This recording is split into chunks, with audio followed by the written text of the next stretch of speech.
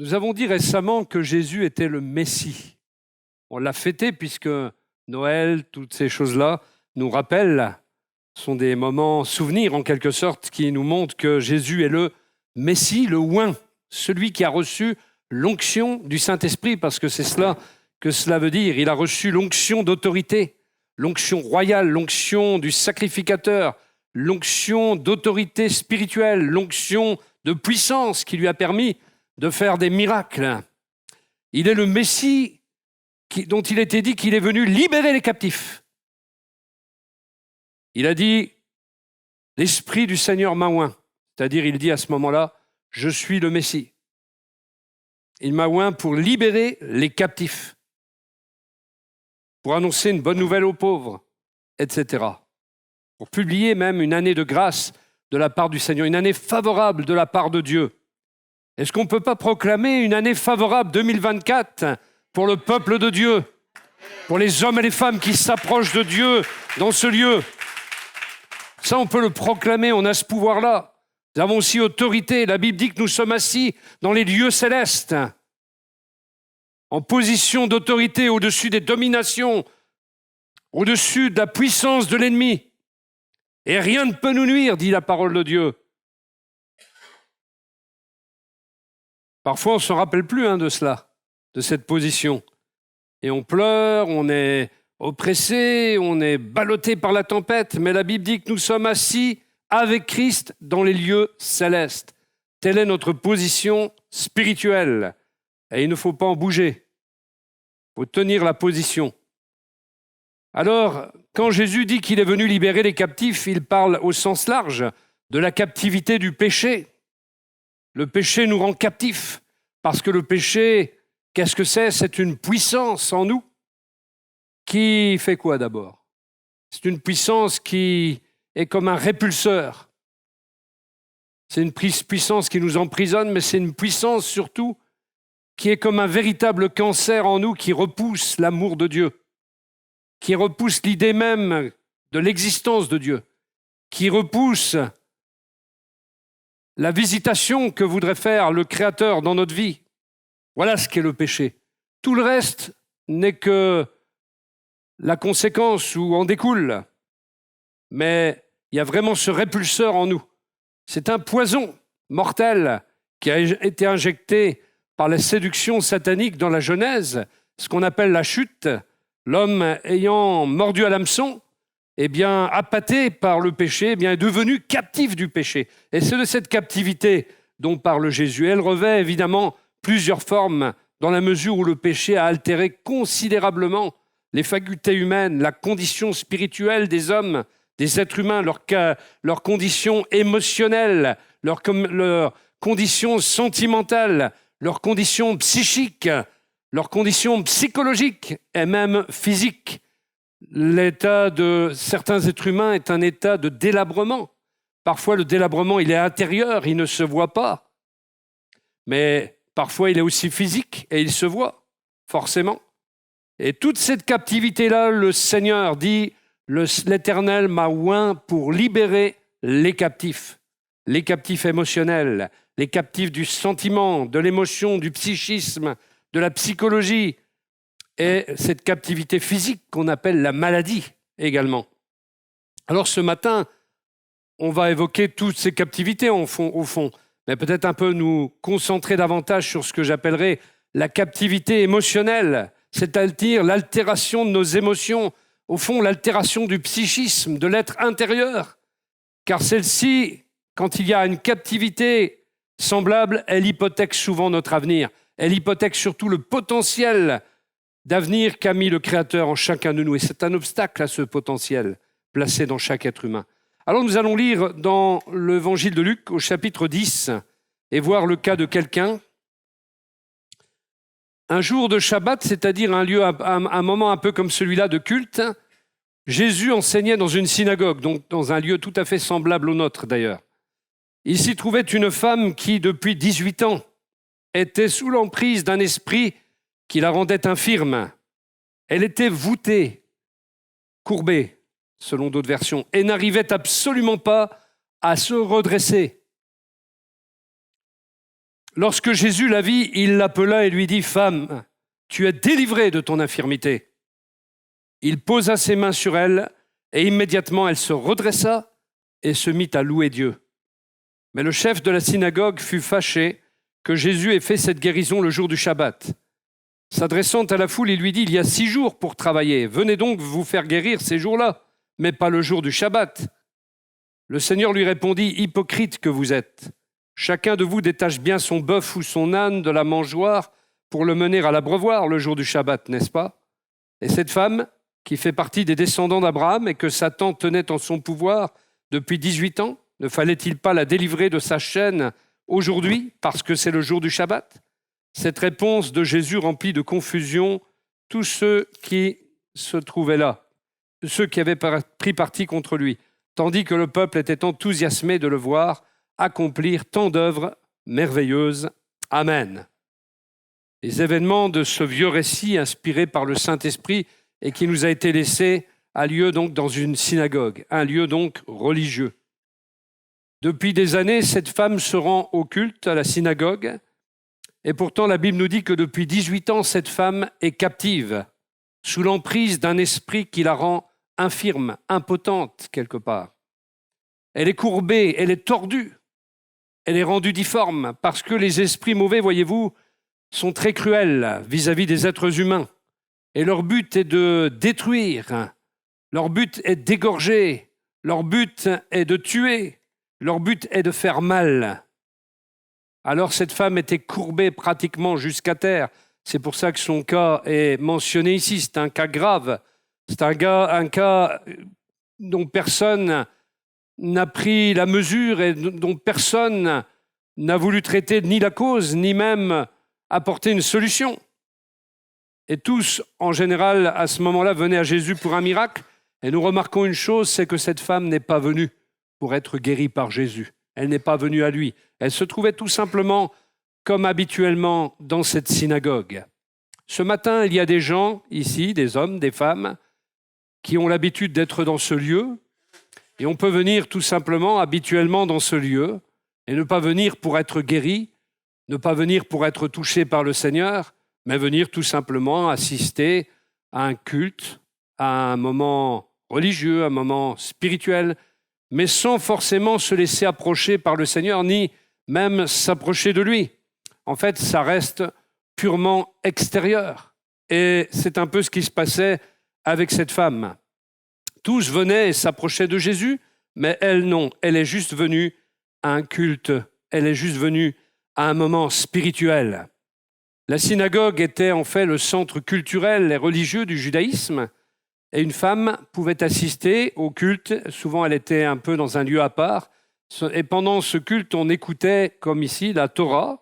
On écoutait la parole de Dieu avec les rabbins les plus sages, les commentateurs les plus érudits, les plus futés, on va dire, mais qui souvent, comme vous le remarquez dans ce qu'on vient de lire, sont plus attachés à la règle, plus attachés à des lois qu'ils ont eux-mêmes d'ailleurs créées, à des rites qu'ils ont ajoutés, parce que c'était cela.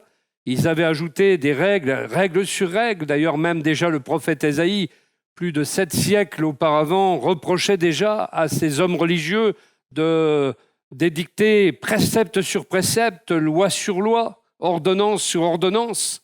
Mais il n'y avait pas la vie. Il n'y avait pas la vie dans ce lieu parce que ces gens étaient plus attachés à l'extérieur qu'à ce qui se passait à l'intérieur. Plus attachés à ce qui faisait le contour extérieur de leur religion qu'à avoir compassion de ceux qui étaient au milieu d'eux et qui étaient malades. Comme en témoigne cette femme, ce n'est pas pour rien qu'il nous a dit que cela faisait 18 ans qu'elle était dans ce lieu, mais 18 ans dans le même état et personne ne semblait s'en préoccuper. Encore moins les rabbins les plus futés. Ils étaient futés pour intellectuellement lire la Torah et l'interpréter avec les meilleurs des commentaires, mais ils n'avaient pas le cœur compatissant, ils n'avaient pas un cœur ému de compassion pour ceux qui se trouvaient là. Ils n'aimaient pas plus le peuple à qui ils s'adressaient que cela. La Bible nous dit que cette femme était courbée, cette femme était voûtée. Combien de vies, combien de personnes, même dans nos églises, avec des années même de conversion parfois, se trouvent dans le lieu de culte et sont courbés par différentes choses. Des épreuves, des difficultés, pourquoi pas une attaque comme celle-ci de l'adversaire, parce que quand on est religieux, on n'a pas la même protection que quelqu'un qui est en Christ, parce que être religieux et être en Christ, c'est complètement différent. Être religieux, ça attire même le diable, je dirais. Ça va peut-être vous surprendre, mais il adore ça. La Bible dit, tu crois ? Ce n'est pas encore suffisant, parce que les démons croient aussi et ils tremblent. Et oui, croire, les démons, il n'y a pas plus religieux qu'un esprit, qu'un ange déchu.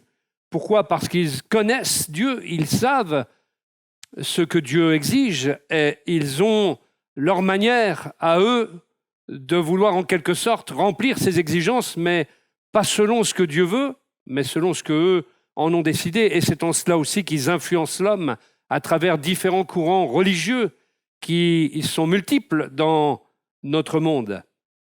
Et il n'y a pas plus religieux donc qu'un esprit. Et les esprits mauvais attireront toujours davantage les hommes, les êtres humains vers la religion, vers une religiosité, voire un peu de mysticisme, plutôt que vers la réalité d'une relation avec Dieu, avec Christ et avec le Saint-Esprit.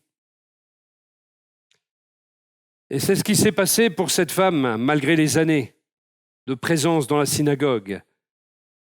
Sa fidélité était grande finalement, mais sa fidélité ne l'a pas sauvée, sa fidélité ne l'a pas épargnée, sa fidélité ne l'a pas empêchée d'être cette femme courbée, cette femme qu'on remarquait donc finalement, mais dont on détournait peut-être les yeux parce qu'elle représentait un mal qu'on ne pouvait pas vaincre, quelque chose d'incurable, quelque chose qui rappelait peut-être aussi la déchéance dans laquelle l'être humain peut tomber, la déchéance physique dans laquelle quelqu'un qui spirituellement est aussi déchu, peut tomber. Et beaucoup peuvent se retrouver avec une vie émotionnelle courbée, une vie spirituelle courbée, une vie financière courbée. Tout cela va souvent de pair. Bien souvent, les gens ne prennent pas les bonnes décisions parce qu'ils sont captifs d'eux-mêmes. Il y a des personnes qui, dans la vie, ne relèvent pas la tête, elles coulent, comme Pierre a coulé dans la tempête quand il ne regardait pas Jésus. Il y a des personnes comme ça qui ne relèvent pas la tête, des gens qui ne trouvent pas de travail. Énormément de chrétiens trouvent du travail et certains parfois ne trouvent pas de travail. Certains tombent toujours dans les mêmes galères. Ils rament, mais ils sont toujours dans la même galère. D'autres dépendent des autres pour leur survie ou dépendent de la société.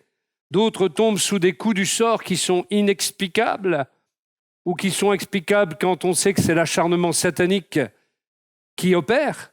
Et puis d'autres, tout simplement, ce sont des coups du sort qui viennent, et ce n'est pas toujours Satan, mais parfois ça vient de nous-mêmes. Parce qu'il y a comme une paralysie, une impotence qui fait que tout ce qu'on peut faire n'aboutit jamais. Et certains perdent tout. On a vu que les inondations peuvent permettre à quelqu'un de perdre son outil de travail. On a vu cela dans le passé avec les inondations. Un divorce peut parfois apporter des pertes immenses. Des gens qui ont travaillé, qui ont eu leur entreprise et qui ont perdu à cause d'un divorce tout ce qu'ils avaient. Tout le travail d'une vie est perdu simplement parce qu'il y a séparation, parce qu'il y a catastrophe, tempête dans la vie conjugale, et le divorce produit cette perte immense de ce pourquoi on a travaillé toute la vie. Les années passent et parfois on ne réalise pas, on ne se rend pas compte qu'on n'a pas bougé d'un iota, qu'on est toujours dans la même situation, dans la même vie émotionnelle, la même vie sentimentale, la même vie spirituelle, la même vie psychologique, la même vie psychique. Les années passent et elles passent vite, vous le savez. Et on est toujours courbé comme cette femme. D'où cette approche de l'âge, 18 ans qu'elle était courbée, 18 ans qu'elle portait cette chaîne, 18 ans que cette femme était dans une captivité. Et cette femme ne s'est pas approchée de Jésus. Pour elle, c'était un culte de plus. Et peut-être que ce matin, pour nous, c'est un culte de plus. Un temps particulier, mais un temps supplémentaire dans l'année. Rien de plus. on n'attend pas quelque chose. Nous disions récemment que quand on vient au culte, nous devons être dans l'expectative, nous devons être dans l'attente.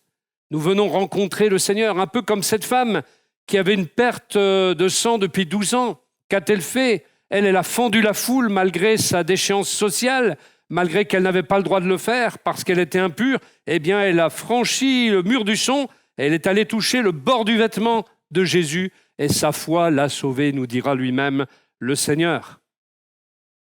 Ça, c'est le scénario proactif. C'est venir courir après le Seigneur, le chercher et vraiment le saisir. Et ce matin, nous sommes appelés à saisir le Seigneur.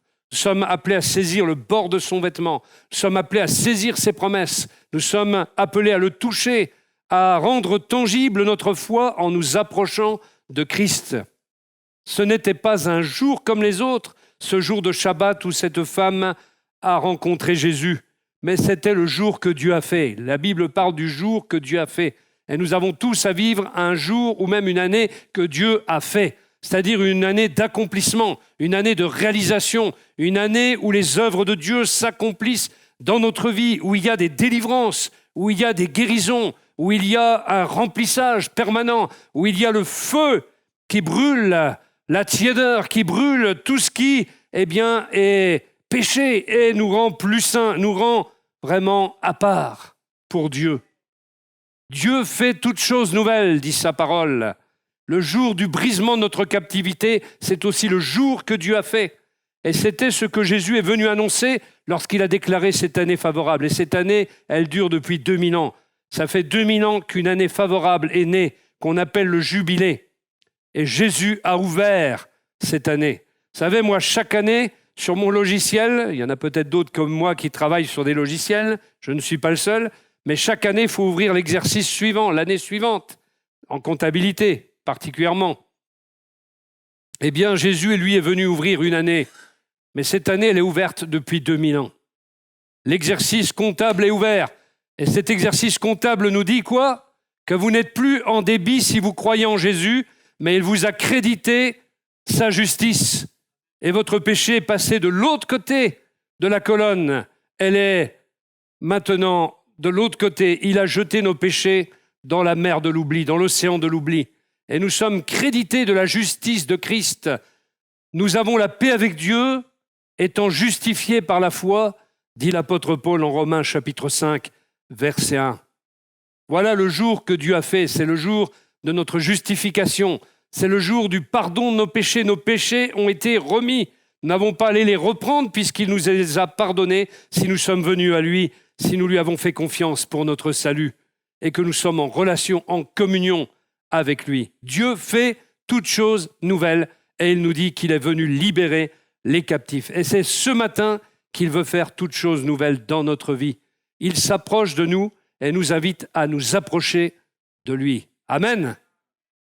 Le problème était spirituel et le problème est toujours spirituel, mais les problèmes spirituels se manifestent de différentes manières et peuvent avoir un impact dans la vie émotionnelle, dans la vie psychique, dans la vie psychologique et dans le corps physique.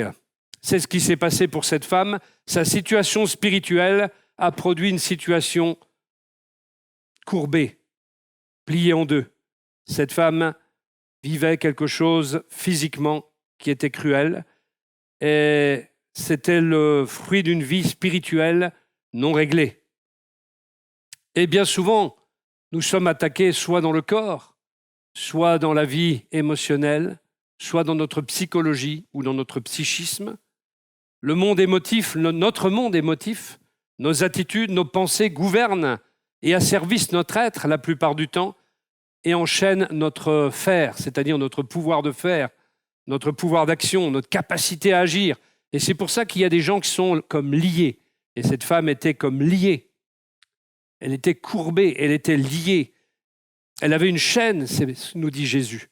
Eh bien, il y a des chaînes dans nos vies qui nous rendent incapables d'agir, de réagir aux situations qui se présentent devant nous. Pour un homme, une femme de Dieu, il ne doit pas en être ainsi, parce que nous avons autorité. Nous sommes devenus des créatures nouvelles.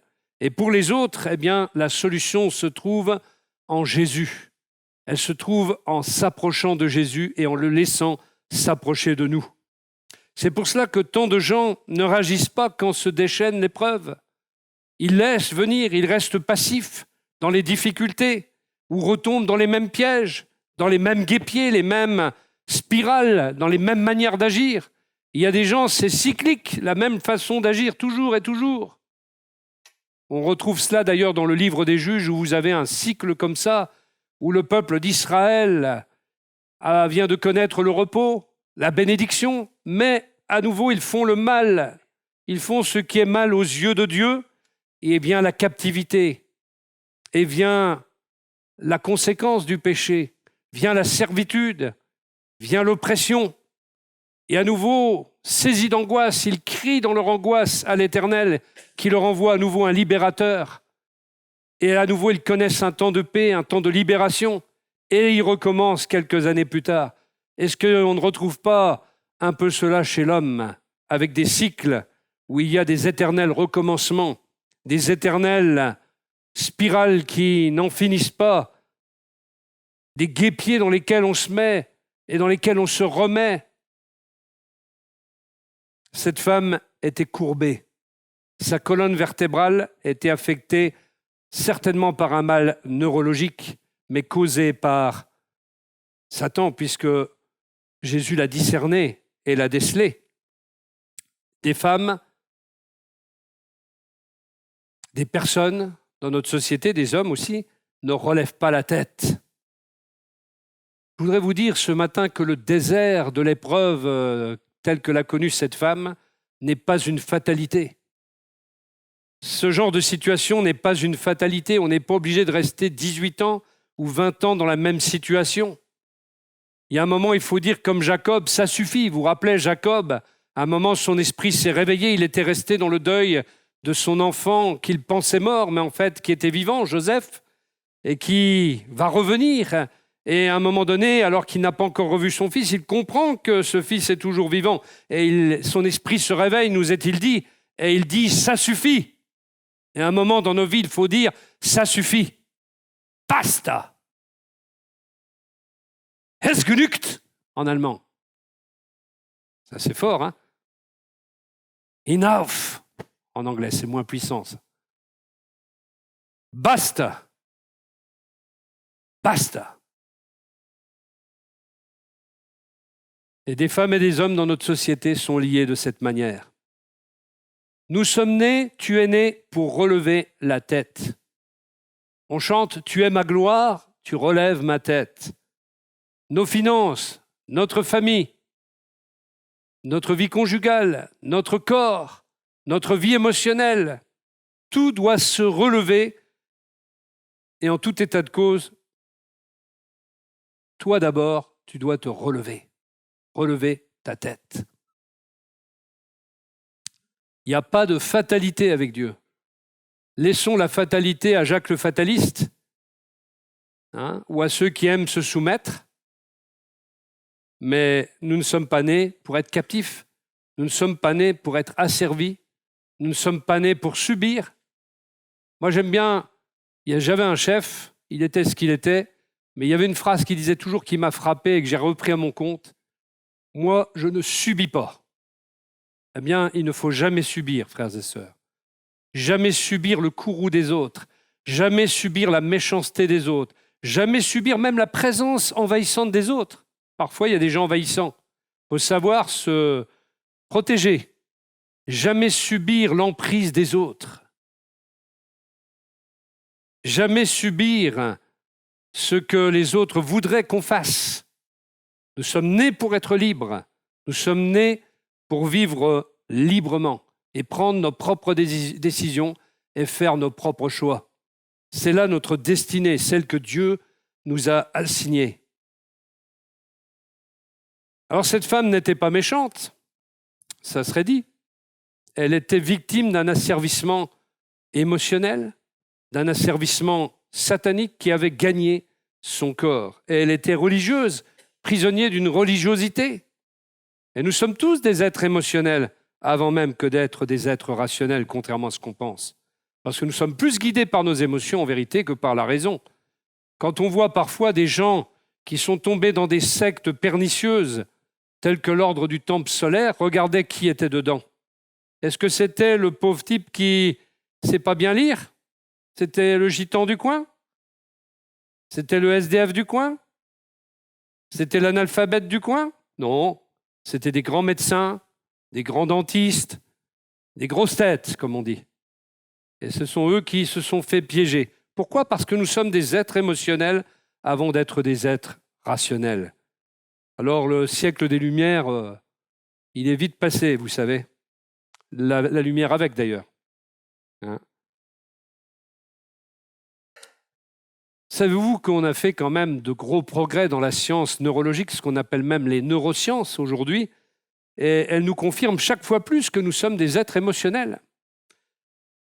Vous allez voir que j'ai étudié ça un petit peu quand même pour vous, et je vais vous parler de la théorie des 3 cerveaux. Bon, je sais bien qu'il y en a qui n'en ont même pas admis, mais bon, quand même. Il y en a qui se reconnaissent maintenant. Ça ne va plus. La théorie des 3 cerveaux. Voilà.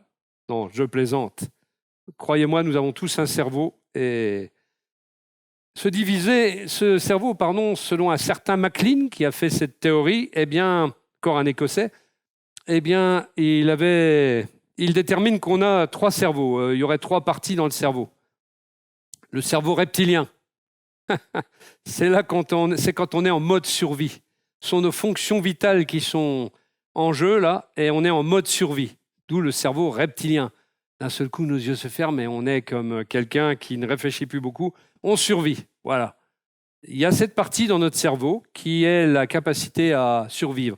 Et vous savez que si je m'adressais à l'un d'entre vous, en connaissant peut-être votre être intérieur, vous auriez peut-être des mécanismes de défense si je vais trop dans votre zone d'ombre. Et pourquoi? Parce que vous passez en mode reptilien, tout simplement, au moment où on vous attaque, où vous vous sentez menacé, où vous vous sentez attaqué. Bon, Fabrice, lui, il est cool. Lui, il n'a pas de mécanisme de défense. Et il capitule tout de suite. Lui, il n'a pas de cerveau, il a dit. C'est même plus le mode survie, lui. Il n'y a plus de vie du tout. Il a été lobotomisé. Voilà. Alors, vous avez compris qu'on est quand même des êtres émotionnels. Et puis, dans une deuxième partie, le cerveau limbique. Qu'est-ce que c'est que ça? C'est là qu'il y a les sièges des émotions, les motivations. Voyez. Alors, quand ça c'est affecté, il n'y a pas grand-chose qui va. Hein. Et puis, le cerveau néo-mammalien. Oh là là, ou néocortex. Et là, c'est le siège de la conscience, des fonctions plus élaborées. C'est là qu'on commence un peu à réfléchir, qu'on commence à avoir des systèmes très sophistiqués qui ressemblent un peu à notre informatique. Et puis, il y a une sorte de graine de haricot qu'on appelle l'amygdale cérébrale. Vous ne connaissiez pas celle-là? Il y en a qui se disent moi, je me suis bien fait opérer des amygdales. Voilà. Bon, j'en avais gros sur la patate, de mon amygdale. Mais il y a l'amygdale cérébrale. Et celle-là, vous ne saviez pas que vous l'aviez. Hein. C'est une sorte de petite graine de haricot qui contrôle le registre des événements émotionnels. C'est en quelque sorte les archives en nous. Qu'est-ce qui détermine qu'on archive pendant tant d'années certaines choses? Il y a des émotions qu'on archive, frères et sœurs. Suivant l'impact de nos émotions, si des émotions ont été pour nous un traumatisme, je pense au viol, à des abus d'enfance, à de l'inceste, à la guerre, à des chocs émotionnels dus à une perte, à des paroles dures ou à des paroles critiques qu'on a reçues et qui nous ont vraiment frappés, eh bien, tout cela est archivé, mais dans les archives négatives. Jean-Michel, il est là ou il n'est pas là? Il est là-bas. Il pourrait me confirmer que les boulangers, ils ont parfois une armoire négative. C'est lié à la réfrigération, tout cela. Ça s'appelle une armoire négative. Quand vous l'achetez, vous achetez une armoire négative. C'est écrit sur votre facture « armoire négative ».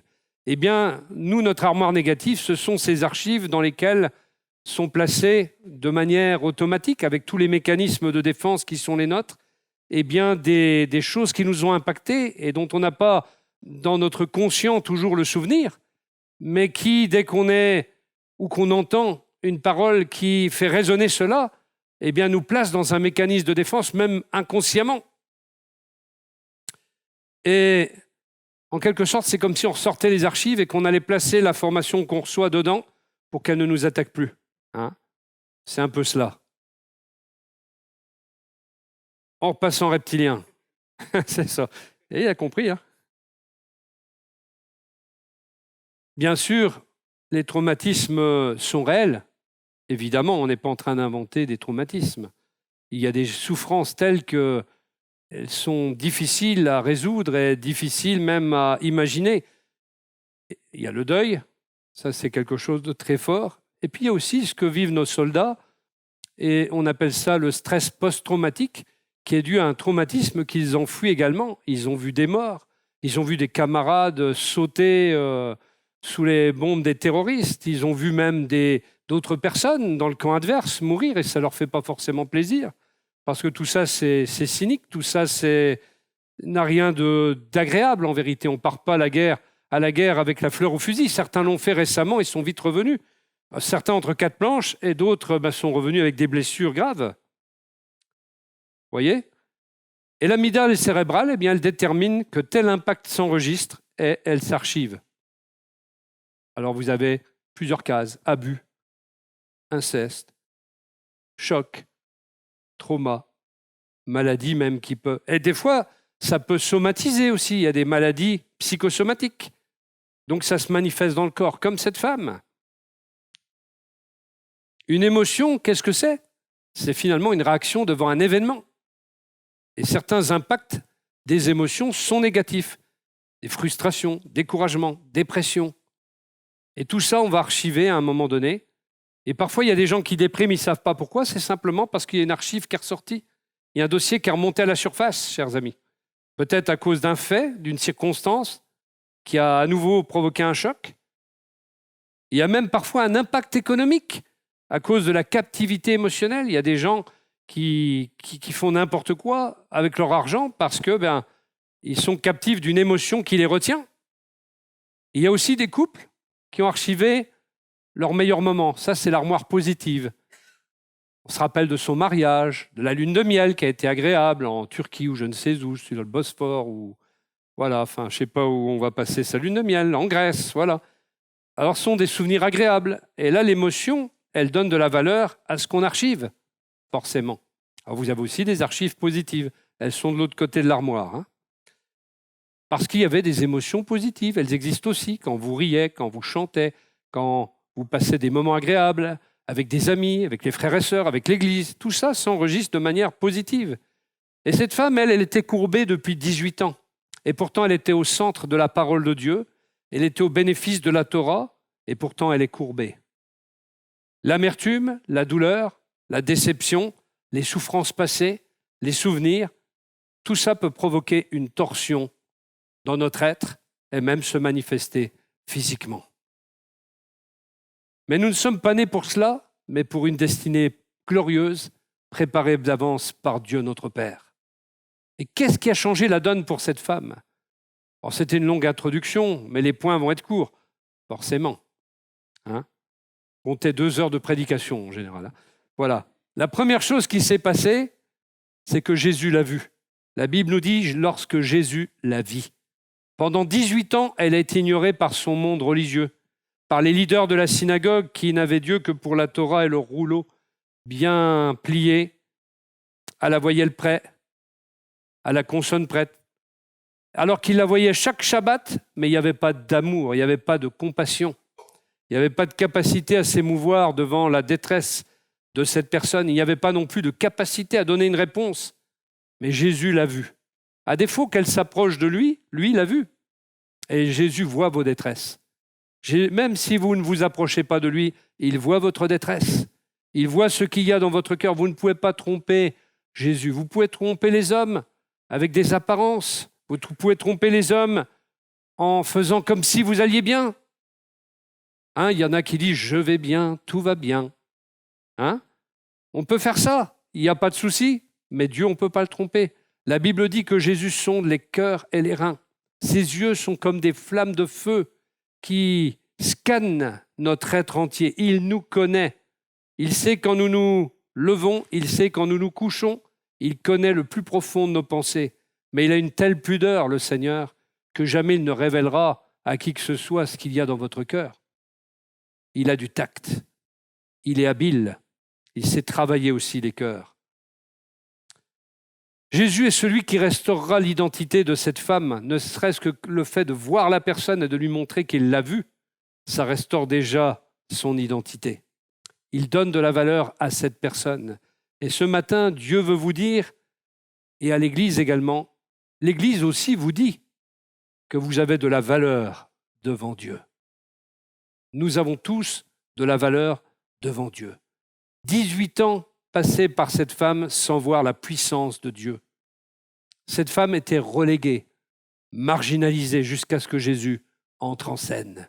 Et Jésus aime entrer en scène, pas pour se donner en spectacle, mais parce qu'il est ému de compassion par les souffrances des uns et des autres. Et il va restaurer 3 valeurs de ce qui fait l'identité d'un être humain: la dignité, l'intégrité et la liberté. Dignité, intégrité, liberté. C'est ainsi que Dieu a créé l'être humain et c'est ce que Satan a voulu détruire chez l'être humain.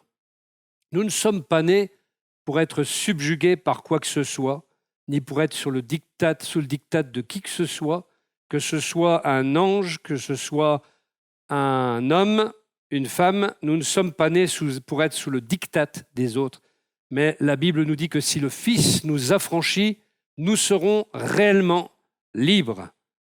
Cette femme s'était habituée à sa souffrance. Elle était habituée à ce qu'on ne la voie pas, mais Jésus ne l'a pas ignorée. Jésus voyait et il s'est lui-même approché d'elle parce qu'il la voyait et il nous voit et c'est pour ça qu'il s'approche aussi de nous. Jésus a vu la situation de cette femme et il connaît et il voit notre situation. Et il peut te poser cette question ce matin: depuis quand es-tu courbé? Si ça fait 18 ans, cela doit cesser au nom de Jésus, qui peut nous rendre la dignité, l'intégrité et la liberté, parce qu'il est venu libérer les captifs. La deuxième chose qui va se passer et qui va marquer le changement, c'est que Jésus, il lui apporte une parole libératrice avant même de la toucher. Verset 2, il l'appela et lui dit: « Femme, tu es délivrée de ton infirmité.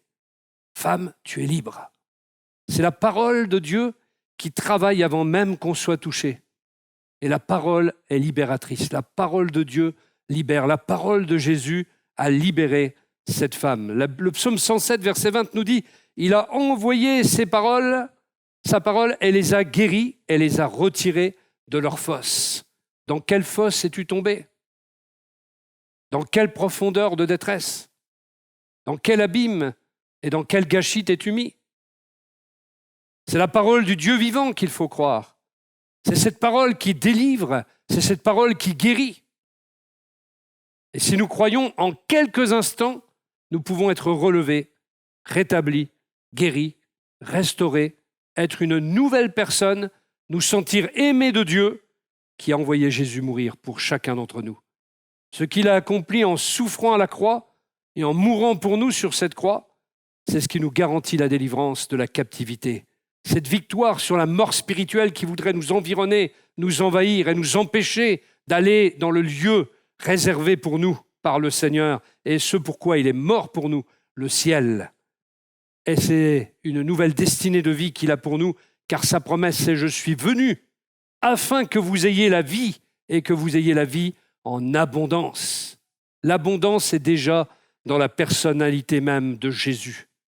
Il est écrit: « L'homme n'a pas seulement besoin de pain pour vivre, mais aussi de toute parole que Dieu prononce. » Avec Jésus, c'est la faillite des boulangers. L'homme n'a pas seulement besoin de pain pour vivre, mais aussi de toute parole que Dieu prononce. Dieu a une parole pour chaque événement, chaque circonstance de notre vie, afin de nous diriger, parce qu'il nous destine à être ses enfants, et c'est là ce que Dieu veut. Dans l'évangile de Jean, au chapitre 1, verset 12, il est écrit concernant la parole de Dieu, Jésus-Christ, qui est la parole vivante, « Certains pourtant l'ont accueilli, ils ont cru en lui. À tout cela, il a accordé le privilège de devenir enfants de Dieu. Ce n'est pas par une naissance naturelle, ni sous l'impulsion d'un désir. J'oserais vous dire, ce n'est pas de manière naturelle, c'est-à-dire religieusement. Ce n'est pas une naissance nouvelle religieuse dont vous avez besoin. Ce n'est pas par la volonté d'un homme qu'ils le sont devenus enfants de Dieu, mais c'est de Dieu qu'ils sont nés. Et c'est là que la religion crée des problèmes en disant que tout le monde est enfant de Dieu. Non, nous sommes tous des créatures de Dieu. Mais pour être enfant de Dieu, il faut le vouloir. C'est une position.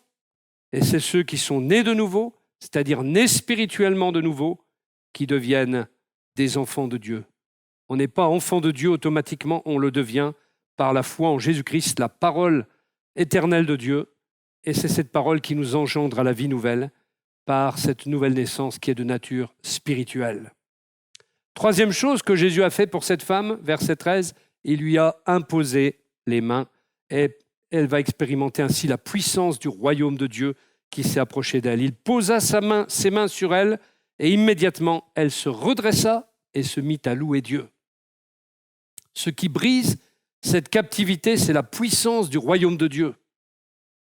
Il s'agissait des mains de Jésus et non pas de l'intellectualisme des sages de l'époque, malgré leur science religieuse, malgré leur connaissance de la Torah, connaissance remarquable qu'on peut admirer pour des raisons intellectuelles, mais ils n'avaient pas de puissance parce qu'ils avaient tout focalisé sur leurs études. C'était tout là-dedans, mais il n'y avait aucune compassion, aucun sentiment pour les gens. C'était de la religiosité, tout simplement. Mais c'est Jésus, le Fils de Dieu, qui va poser ses mains sur cette femme et c'est là que tout commence à changer pour cette femme. La Bible dit qu'elle se redresse, elle fait ce pourquoi elle a été créée, c'est-à-dire elle loue Dieu. Nous avons tous été créés pour louer Dieu. Cette femme ne louait plus Dieu, elle occupait une place, un strapontin dans la synagogue, comme on peut occuper un strapontin ici ou même dans une autre église. Mais il n'y a pas de vie, il n'y a pas de changement. Tout est figé, tout est immobile, tout est fixe. Mais quand Jésus est présent dans la synagogue, c'est ce qui va changer tout. La présence du Christ, la présence de Jésus fait que les gens qui sont courbés se redressent. La présence de Jésus fait que les esprits mauvais dans les synagogues quittent la synagogue. On pense aussi à ce jeune qui était dans une synagogue, pareil que cette femme. Et d'un seul coup, les démons se sont manifestés. Pourtant, ils venaient peut-être chaque Shabbat dans cette synagogue et rien ne s'était passé. Les démons étaient contents d'être dans ce jeune parce qu'il ne s'y passait rien dans cette synagogue. Il n'y avait pas la présence divine. C'était tout uniquement tourné sur la religiosité. Et quand Jésus est là, il marque la différence. Les esprits se manifestent et attaquent et ne veulent pas sortir de ce garçon, mais une parole de Jésus et ce garçon est libéré. Et il montre, Jésus, combien la religion est trompeuse, illusoire, et combien nous avons besoin de la puissance du royaume de Dieu s'approchant de nous. Que la première chose que Jésus a faite en prêchant la bonne nouvelle, il prêche la bonne nouvelle du royaume de Dieu. Il dit, le royaume de Dieu s'est approché de vous. Et nous avons besoin que le règne de Dieu, le royaume de Dieu s'approche de nous. C'est de cela que les hommes et les femmes de ce monde, de notre société, nos contemporains ont besoin de royaume de Dieu s'approchant d'eux, du Christ incarné s'approchant d'eux par son esprit et libérant, détruisant la puissance, la férule du péché, détruisant la puissance de la maladie, détruisant la captivité et amener captive la captivité même. Voilà ce dont les gens ont besoin et non pas d'intellectualisme. Tout ça, ça vient après si on veut pour le plaisir, le fun. Mais ce dont nous avons besoin, c'est d'être libérés. C'est d'être rempli du Saint-Esprit, de connaître une vie nouvelle, une harmonie avec Dieu, une vie paisible, une vie de joie, une vie de paix, une vie de liberté réelle. Cette femme va se redresser et faire ce que tout être doit faire, louer son Créateur. Alors les gens courbés, il y a ceux qui sont visiblement courbés et ceux qui sont invisiblement courbés, ça ne se voit pas. Et on remarque au verset 14, le chef de la synagogue fut fâché que Jésus ait fait cette guérison le jour du Shabbat. S'adressant à la foule, il lui dit, il y a 6 jours pour travailler, venez donc vous faire guérir ces jours-là, mais pas le jour du Shabbat. Vous vous demandez s'il n'est pas tombé sur la tête, le chef de la synagogue. Il n'a pas organisé un culte de témoignage ni de célébration, lui. Aïe, aïe, aïe, aïe, aïe. Il s'est indigné, lui, que Jésus guérisse le jour du Shabbat. Mais Jésus est venu pour briser les normes et briser la norme religieuse, fût-elle juive, fût-elle judaïque. Quand je vois que certains chrétiens, parfois, tombant dans le piège d'un sentimentalisme pro-israélien ou pro-juif ou pro-judaïque, se remettent parfois sous des règles auxquelles les gentils que nous sommes n'ont pas à se placer, sous lesquelles on n'a pas à se placer, et voudraient y revenir, mais c'est ridicule.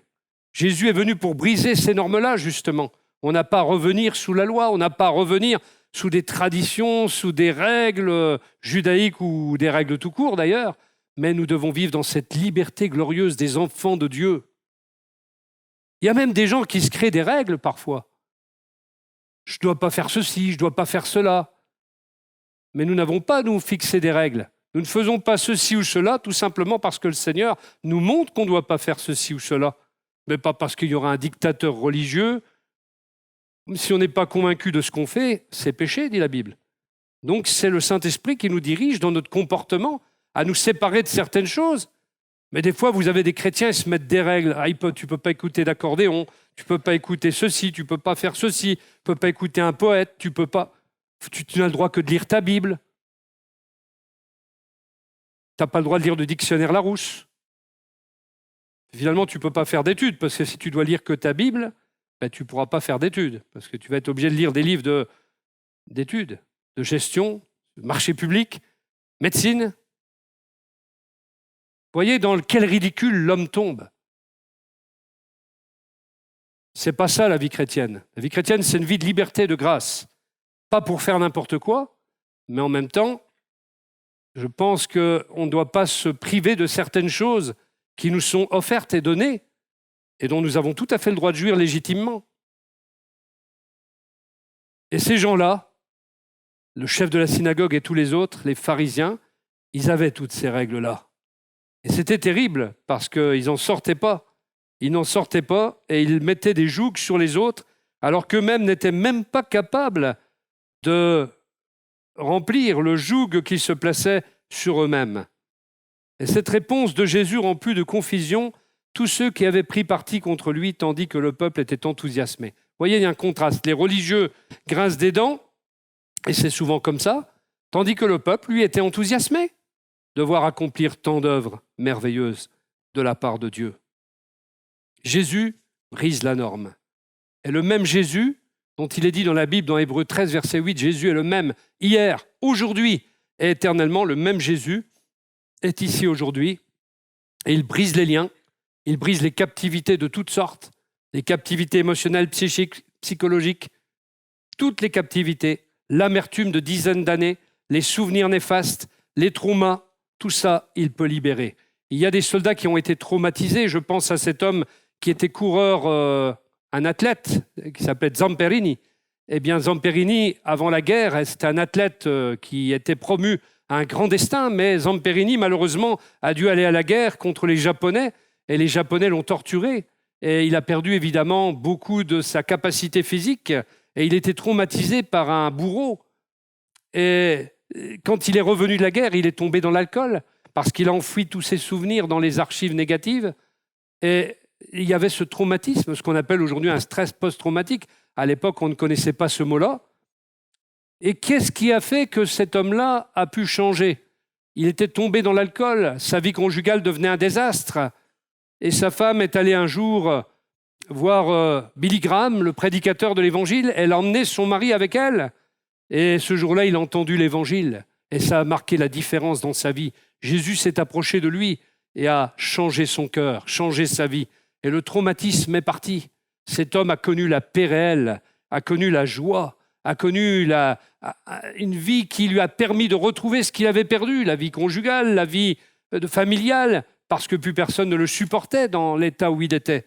Et puis surtout, eh bien, il a été changé de l'intérieur parce que son joug a été secoué par la puissance du royaume de Dieu. Rappelez-vous, Jésus a parlé à cette femme, mais il l'a aussi appelée. Il l'a appelée. Et il y a un appel du Saint-Esprit pour l'Église aujourd'hui, il y a un appel du Saint-Esprit pour les êtres humains aujourd'hui à mettre ces zones d'ombre en pleine lumière parce qu'il y a des situations qui peuvent être des obstacles à notre croissance et qui nous empêchent de lever la tête. Alors ce matin, nous sommes appelés à relever nos têtes et à secouer le joug des accusations, des pensées obsessionnelles, le joug de tout ce qui peut nous asservir parce que notre destinée, elle est tout autre. C'est une destinée de liberté, d'intégrité et de dignité. Christ marque la différence. C'est lui qui redresse. Ce n'est pas la religion ni une église qui redresse, c'est Jésus. Et nos décisions nous ont peut-être courbés sur le chemin. Le péché, les habitudes, les façons de penser nous ont peut-être courbés. Mais Jésus nous voit. Et Jésus nous appelle. Et Jésus veut nous parler. Et Jésus veut nous imposer les mains. Afin que nous soyons délivrés. Le psaume 3 nous dit « Ô Éternel, mes ennemis sont si nombreux. Oui, si nombreux mes adversaires qui se sont dressés contre moi. Et si nombreux ceux qui prétendent qu'il n'y a plus aucun secours pour moi auprès de Dieu. Pourtant, ô Éternel, tu es pour moi un bouclier qui me protège. Ô toi, ma gloire, tu me feras marcher encore la tête haute. » Amen. Que le Seigneur vous bénisse ce matin. Nous allons prier pendant quelques instants. Seigneur, ta parole a été annoncée. Et ta parole, c'est aussi ton royaume qui vient dans les vies. Et je te prie ce matin, Seigneur, de briser les carcans, de changer les vies, les cœurs. Nous connaissons les manigances de l'ennemi. Nous connaissons ses ruses. Et combien il veut affaiblir l'homme dans ses décisions, dans sa force, dans son potentiel.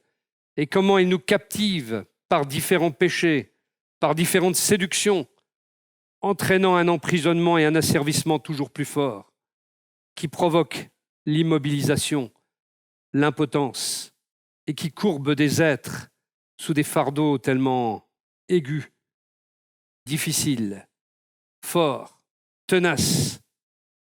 Mais Seigneur, une parole de toi, et les fers sont brisés. Une parole de toi, et les liens sont brisés.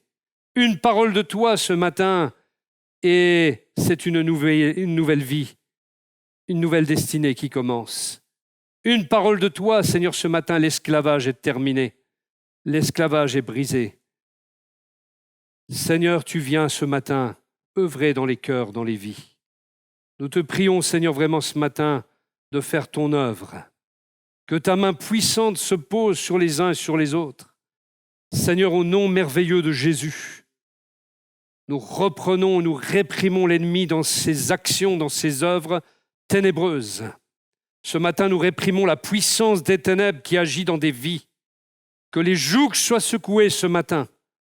Nous proclamons l'autorité du nom de Jésus sur toute œuvre ténébreuse, sur toute œuvre de destruction, sur toute œuvre invisible dans les cœurs, ce qui emprisonne, ce qui courbe un être. Seigneur, au nom de Jésus, nous proclamons la gloire de Dieu. Nous proclamons la gloire de sa présence. Nous proclamons son autorité ce matin. Oui, Seigneur, tu nous as donné les clés de David, les clés d'autorité dans ton royaume pour ouvrir, fermer, lier, délier. Et ce matin, Seigneur, nous croyons que tu agis au milieu de nous et que tu fais place nette, que tu viens purifier, que tu viens libérer, que tu viens détruire les œuvres du diable au nom de Jésus-Christ. Merci ce matin parce que nous pouvons librement te louer, acclamer ton nom, proclamer la royauté de Christ. Amen.